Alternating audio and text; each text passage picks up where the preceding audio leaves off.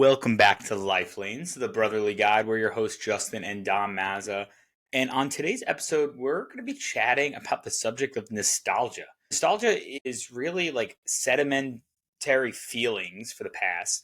It's typically for a period of place where you have happy personal associations. And I wanted to explore this because I'm running a cornhole tournament for a large Pokemon card trading event on Sunday. And I really just wanted to understand, well, why do we get attached to nostalgic items? And really, why do we want to spend money on 30-year-old crap? So without further ado, let's get into it. What's going on, Dom? How are you?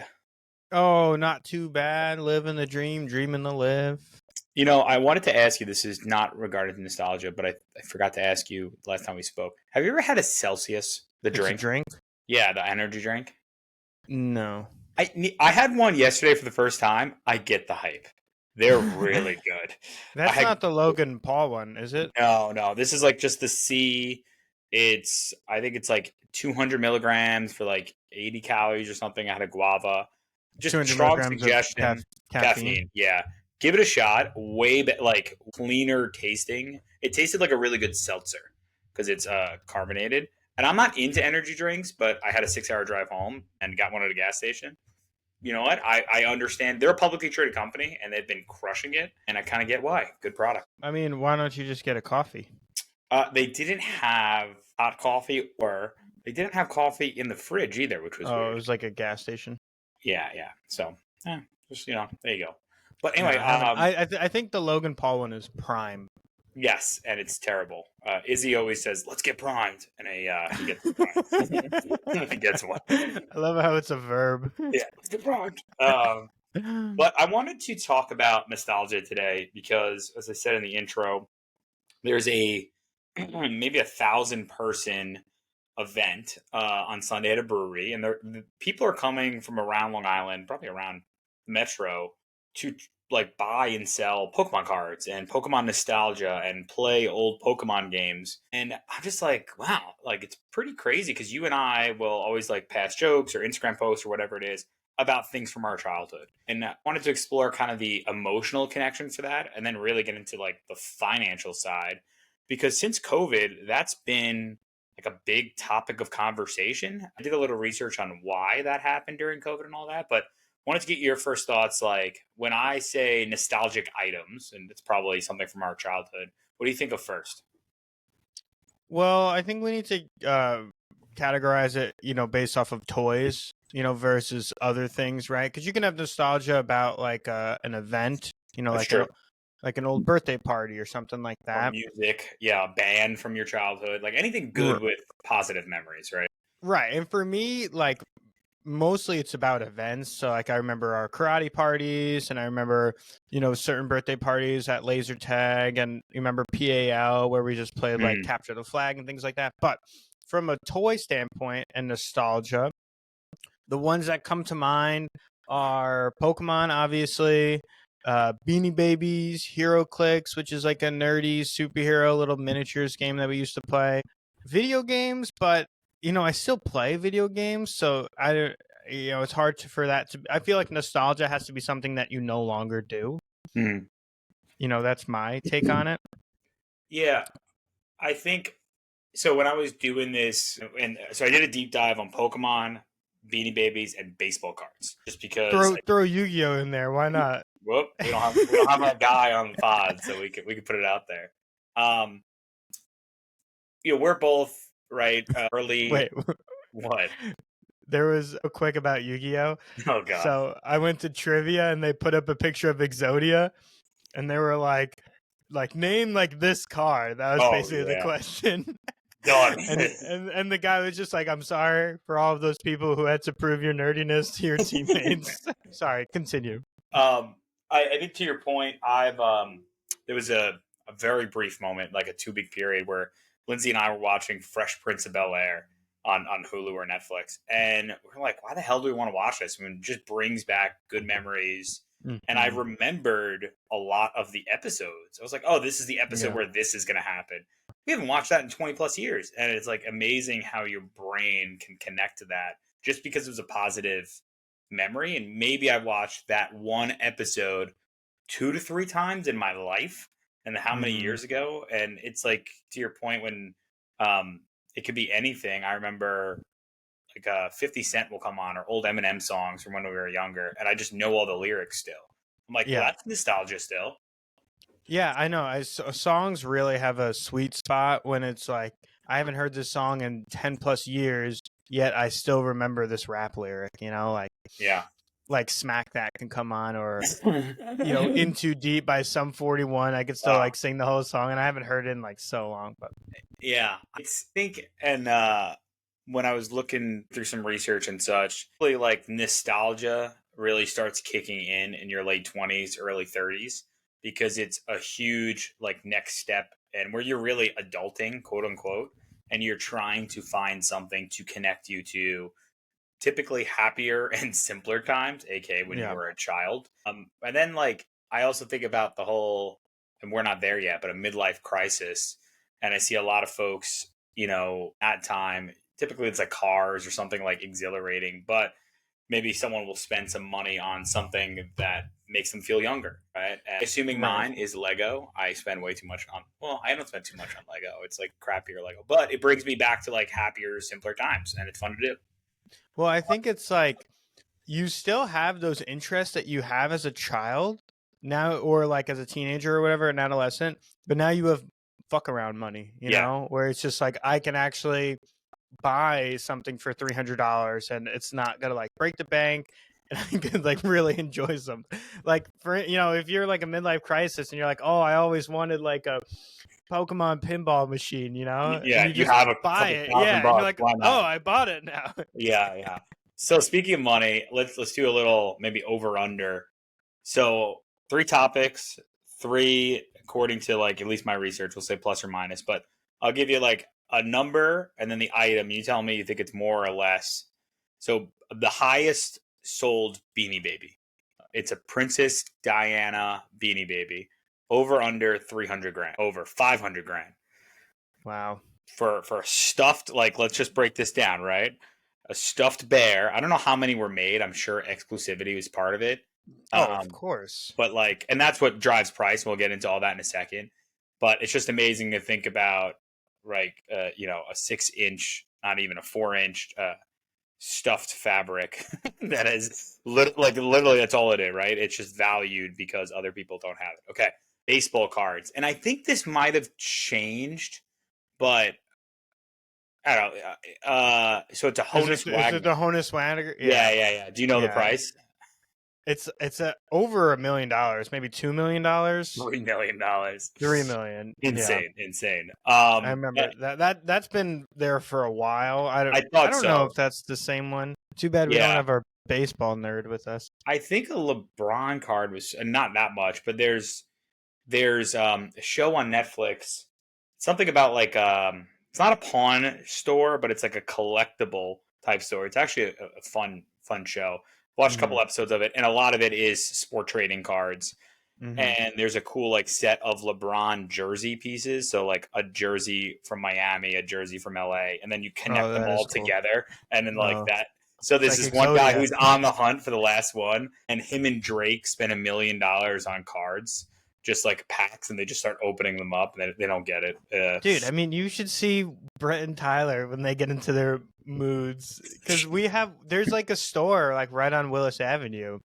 Where? It's where like our old dentist used to be.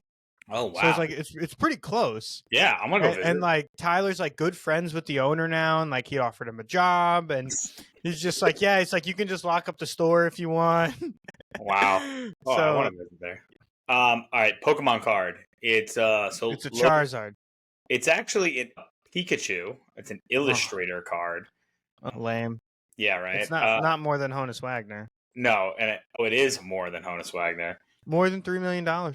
Yeah, Logan Paul bought it for 5.2 million, and that was during the COVID hype, and that's where like why I remember when TikTok was becoming really popular. For some reason, I clicked on a live stream of a dean or someone like that opening cards, and I just got lost in it for probably 45 minutes. And now the algorithm consistently says, Yeah. "Would you like to?" And I have no interest anymore. But then I'm like, "Ooh, I kind of," then I get caught for like 30 seconds at a time and just wondering what it is. And I think that was an interesting kind of phenomenon during the pandemic because we're all at home. People want entertainment, and it brings you back. I think like your heart rate is racing because you're watching someone else try to get it. Also, we don't know how much of that's real, which is super interesting. Who knows? Like maybe Hmm. someone puts it in the pack and seals it up, and like you never know with social media. But that was an interesting like phenomenon that's still really popular, and I know Joe does. Right? Does Joe do card openings with Yu-Gi-Oh or I he think just he plays it? has done them, but they weren't really big hitters Yeah. on YouTube.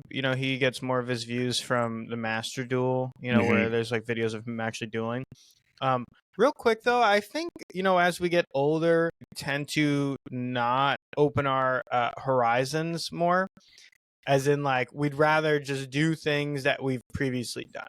Sure. Whether it comes to like activities or music is a classic example. And I saw like a meme about this yesterday. It's like I'm at that age where like I can't keep up with current music, where I just listen to what I listened to 7 years ago. And Hmm. I'm the same way. I haven't listened to any new hip hop Yeah. songs. I just only listen to Drake albums that I listened to in college. Well, part of it's like it creates something of order and something in a life of chaos as we get older and things start changing around us. Yep, Um, that's a good point. they said so. There's the emotional connection to like nostalgia, and then there's literally called escapism, where you're like, okay, I have a lot going on in my life. I'd love to go back to a simpler time. And then there's two aspects, and I think like Tyler and Brett and Joe really fall into this of like community and belonging. Like you find a community that has similar interests and it's a way of connecting. And then the fourth one I thought was interesting, and I wish Lindsay was here for this one, but like identity reinforcement, which it basically reminds you of your roots and your personal history. And I think maybe that's more where you were going. Like it creates a continuity over time. So you're Hmm. like, okay, I was happy when I was 7. This is what I grew up on. I want to bring myself back to that. This is what I identify with, and I'm sure that's like I see like Pokemon tattoos are a super popular thing, and I always find that fun. And it's amazing. Like in 50 years, people are like, "What the fuck is that?" Like, but because it's such a symbol of a certain time period. But the identity reinforcement is interesting of just latching on to something that you grew up on, and yeah, I just think that's like a really interesting emotional connection to it. Yeah, I think, one of the points that you made really hits it on the head, where it's an escape to order, right? We get older, we have a lot more responsibilities. The water's a little bit more muddy, whether it's in our personal life or relationships, or am I going to buy a home? Like, am I going to switch jobs? Where you're like, all right, I just need to relax, and I could either watch New Girl for the sixth time, or I can revert back to something that I used to really love. Like, me and like these like Assassin's Creed games, right? Yeah, Like it's yeah, just like mind numbing to like do it. I feel sure. like watching TV is not mind numbing enough for me. I need to be active in doing it. But I feel like a lot of people with TV will just have it on, but then they'll also be on their phones. Someone was like I Lindsay. just want to go home, watch my big screen while also watching my little screen.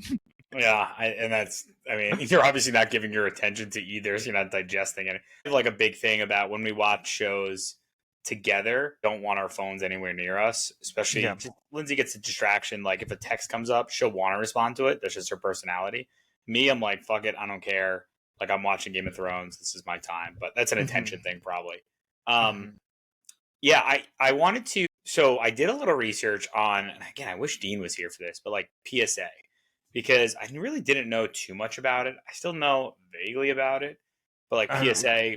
What are you talking about? So PSA, the Professional Sports Authenticator, Okay. basically. Don't just assume that people know what PSA stands for. Well, that's why you asked. This is what we clarify. Um, so I thought it was Leading me on. interesting just because it's like, well, who's making the determination on these things and how expensive they are and what the value. So basically, like PSA, right? So Professional Sports Authenticator. It's actually from the 90s, 91. And there was a guy named David Hall. He was the owner of a coin grading company. And he was starting to get asks of, oh, can you grade other things? Can you grade based on rarity? Can you grade based on how good condition it is and such like that? And this is when like eBay and all these online auctions were really on the rise. So he was helping establish what that scale is. And it's actually like a 1 to 10 scale, basically being right 10 gem mint or gemit. Of course, you got to shorten gem mint somehow. That's impeccably sharp corners, it retains the original gloss, etc., etc. And you got on all the way down, like, which is poor, significant defects, limited visual appeal. No one really like buys ones or anything. Because when you see these nostalgic cards, and now we're like switching to like baseball cards or Pokemon cards or maybe even Yu-Gi-Oh cards, I'm not even sure. That's where I've seen like, oh, this is a PSA 8 or a PSA 10, and there's a huge discrepancy in the dollars. Yeah. And I like think about like a PSA 10. If you had something from the 90s and you kept it in mint condition for 30 years, I would think whoever had that original product knew it or thought it was going to mean something in the future and took care of it, right? There's no way anything that you and I had laying around, I think, would No. be a PSA 10 But because a you lot played of with it it. too is before you even open the package. Right, right. Like Because the package could be hit or something like that or scratched or but whatever. it's like when the card is being produced. For Right, instance, like Dark Magician is like a famous Yu-Gi-Oh card, right? But not all Dark Magicians are created equal. Like some, like the image is a little bit to the left. So like that's where a lot of the judging happens. Like how well was it produced? And it's not really like that you took care of it or not. So there's a lot right. of things that's out of your control. But yeah, I mean, we didn't put things in like sleeves and stuff and I keep feel like things in some of them we packaging. did like the ones like just a hard sleeve, but I see now they do like a soft plastic and then a hard. Right, right, Um, right. I know you have to, and I again wish Dean was here because this is Dean's thing. Well, But he's not. yeah, boo, Dean. I know you send it in; it can take weeks, and like return it back. And it's interesting because like some of the stuff like sometimes you don't even want to send it in if you're the person because it could bring down the price because you could think it's better than what it is for. So I just thought the PSA. It's interesting that there's an association out there.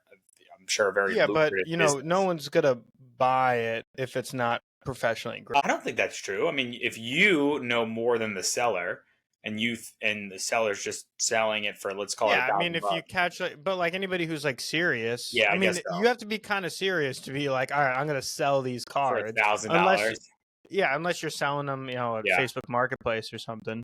I think the whole concept that there is in a basically a company out there that is looking at a piece of paper and telling you like is the picture shiny enough, and that makes Hmm. what can drive the price. So it's just amazing how like you can capitalize on some like businesses just arise from the most random things. You never 20 years ago we never needed anything like that, and now it's really taken a rise.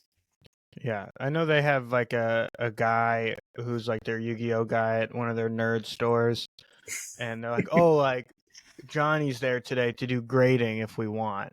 Yeah, But then you you should. have to pay to have it graded. Right. Yeah. Yeah. So you really need to be confident that that's going to be worth something and such like Right, that. exactly. You don't want to pay like $20 to have this Yeah. car graded and then it's worth $15. I'm curious to see on Sunday when I go to the event because I'm definitely gonna be walking around still and such like that, just to see like what normal pricing is nowadays for things. I feel like Hmm. it was really up during COVID and it's taken a hit. It's like NFTs, right? Like no one cares about non-fungible tokens anymore. But I'm curious to see like what average prices or how much in an event are people transacting.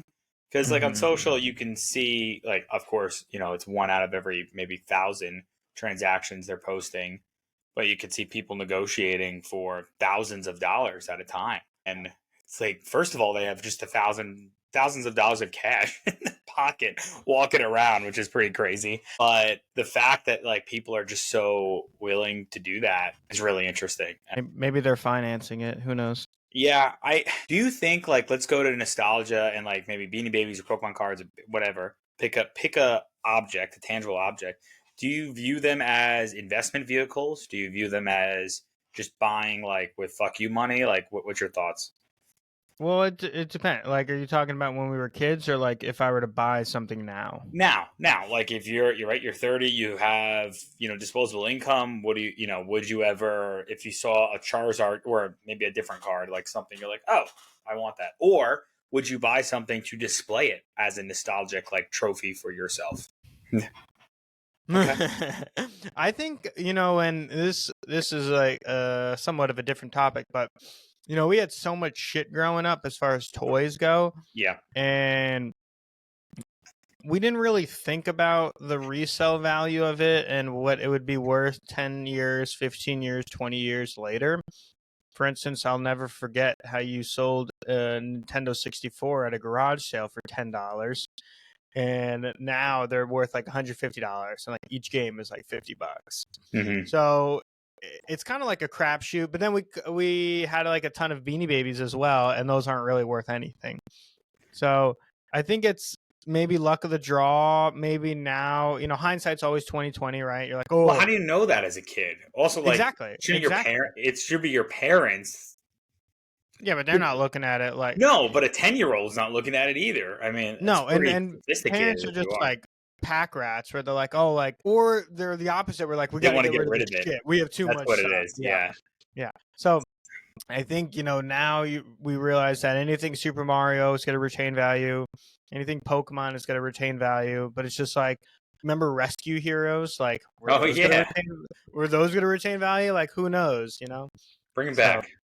yeah. Now though, I don't know. I'm not really in that world of buying like nostalgic items with the intent of reselling them later on. Well, I think to a couple points there. I think to your point, it's hard to tell what will obviously have value. I've seen actually like Lego product that is a huge market right now because majority of adults who love Lego are probably 30, 40, or 50 years old because that's really when Lego was taking over the world, if you will.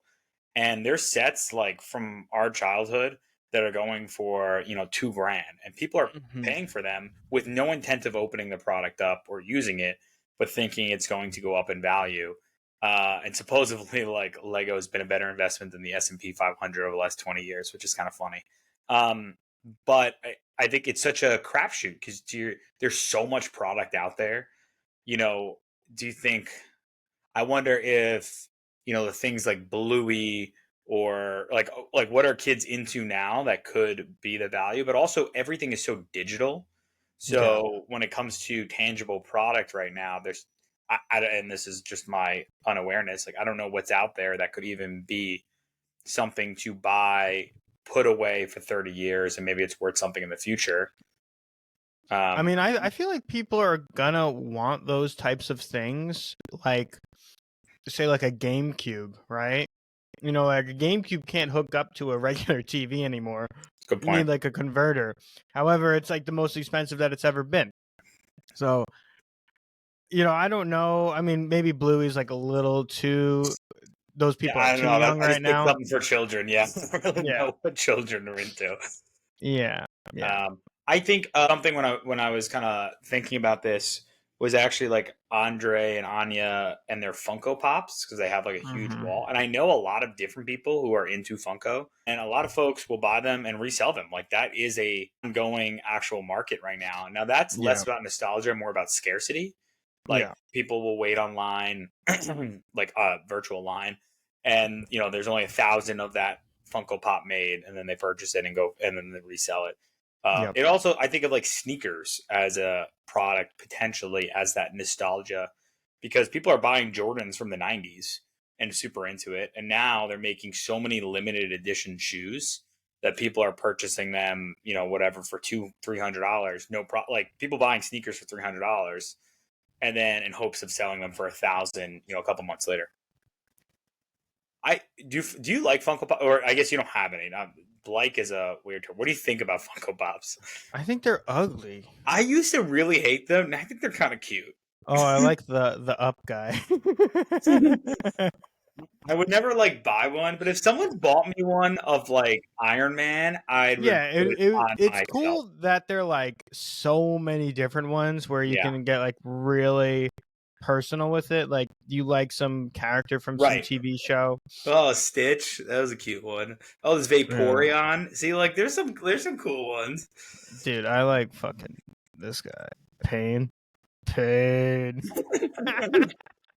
So It's cool. amazing how many cool things there are. Well, I think and They that's yeah. hold on, Joe and Tyler, they'll do Funko Pop giveaways Mm, of like Shohei Otani or that's like cool. Mookie Betts or whatever.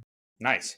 Yeah. We've been talking about a potential trip overseas to Japan, and something I've been really hammering home, right, is Nintendo Land. And I think part of that is the nostalgia of like, one part is to say, like, I don't know another chance I'll ever get to go to Nintendo Land. Like, that's just a cool thing to I do. think they have one in California, but See, like, I wouldn't, but the fact that it's an option there and I'm just going to walk around like a kid in a candy store and it brings you back to a happy time. Like, I don't feel that way when I go to Disney, but when I'm going to go to Nintendo, I think I'm going to have a different feeling, which is kind of cool. right. I mean, we're definitely more Nintendo-y than we Disney, are. yeah, Yeah. because we're Yeah, we're guys. yeah. Guys, no, Nintendo nothing wrong Land. with that. While you look that up, I'm interested to see. Oh, that's so cool. I don't. Those look all fake though. Those look Yeah, like. that looks fake.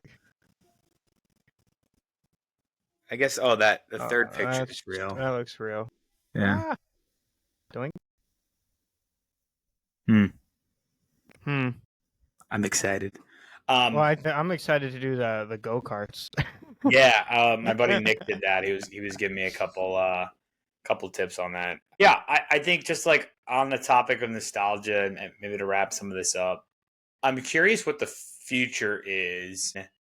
Not that there's going to be a Pokemon crash, like the housing market or something, but like people are holding these things and investing a lot of money in it.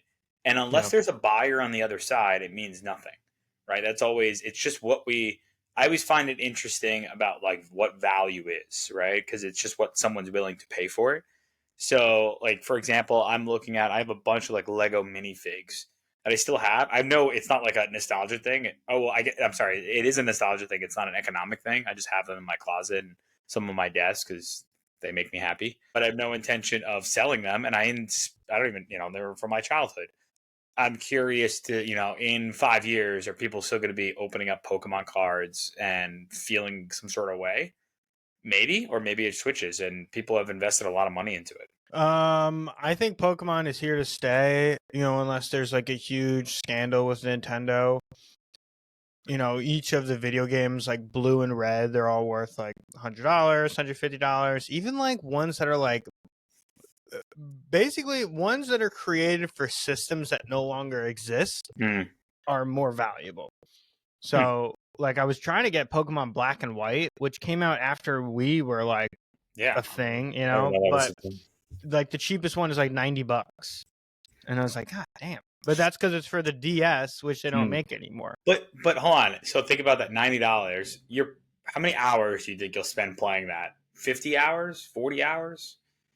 Yeah, probably. So then you're like, when you think about the dollar per Yeah, but entertainment you're value, probably gonna play it multiple times. right? So it is worth it. And my point is, I'm Oh trying to yeah. justify the $90, but it's hard to say I'm going to pay something $90 for an older thing because new things are coming out for $90, and Yeah. it's a weird switch in our brains. We're like, oh, we want to think of that, and also maybe the games were when you get to video games, that's something way out of my realm. I see like the new Madden games, like people hate the new Maddens and they wish things were like the older ones, and there's this whole debate on Well, yeah, things. But sport games are different just right, because they're basically the same product just repackaged with new teams. But right, they say you should get $1 per hour of gameplay. okay, yeah, there Okay. you go. Yeah, and there are games where I plug, like Red Dead Redemption, I put like 60 hours into it, and I bought it for like $20, so well worth it in my eyes. Right. Pokemon, it just has such replay value just because you can get a new team every time. And then, that's why I kind of wanted the Black and White, just because I don't even know those Pokemon. I've never even seen them. Yeah, I actually have a Pokemon Red right now, but I don't want to play that. It's like too old. Yeah, this is too old. I have I'd yellow rather here. play Fire Red. Ooh. But now they're creating like the 3D Pokemon games. Like I think it Oh, was like Sword and Shield, mate, or Scarlet and Violet, and they're for the Switch, and you're like, it's what's the worlds where like you like walk around? Pokemon Go, kind of. Yeah, yeah. What's Yeah, that type of game called? Do you know? Do you like remember? open world, like Open worlds. RPG. That's what. Yeah, Yeah. yeah. So now people are like asking them to like make remakes of these old ones, but do it like open world. Mm. So you see like a Dragonite just like in like a forest or something. Do you know what the first Pokemon was or invented? It's a Uh, random I one. I didn't. Hold on. It's a very random one. Is it like Shelder or something? No, but it's like that kind of random. I think Kabuto. it's Rhyhorn, or I think it's Oh, Rhydon actually, the evolved form. Rhydon. It's such like it's like huh. But Huh. fucking monsters. Huh. Anyway. It'd be cool if they had Pokemon games where they had like multiple generations of Pokemon in there. Like they Oh do have that, but yeah. it'd be cool if they had like one where they have like 1,000 different Pokemon. How many? Oh, you know this? How many Pokemon do you think there are? Probably like 1,200. That's pretty close. I think it's 1,024 to be Yeah. exact, something like that. Yeah, there's a lot of Pokemons. But now I feel like 1,025. Now I do feel like they run out of ideas a little bit. Yeah, dude. Uh, Some of them are so ridiculous. Cacti, and it's just a cactus, and it's Or, like, dude, they have ones that they're just like candles or like lamps. yeah, there's a key, a floating Yeah, key, yeah, and it's just like, come on. Wait, the cactus though is kind of tough. The evolved form is, yeah, he's got cool eyes. He's not that new. He came out kind of old. I know. Well, my point is, I remember when that happened, I was like, you guys are running out of ideas a little bit. Dude, Cacturn is tough. That's the evolved form? Yeah. Oh, what's his other? Oh, I like the tubby one. That one's kind of cool. There's a round one. Might be like the little guy. This guy. Yeah, yeah. That one. He's pretty cute. Yeah, he's got like a crown on his head. Yeah. But yeah, I mean, Pokemon, I think, is like our nostalgic item that we connect with a lot.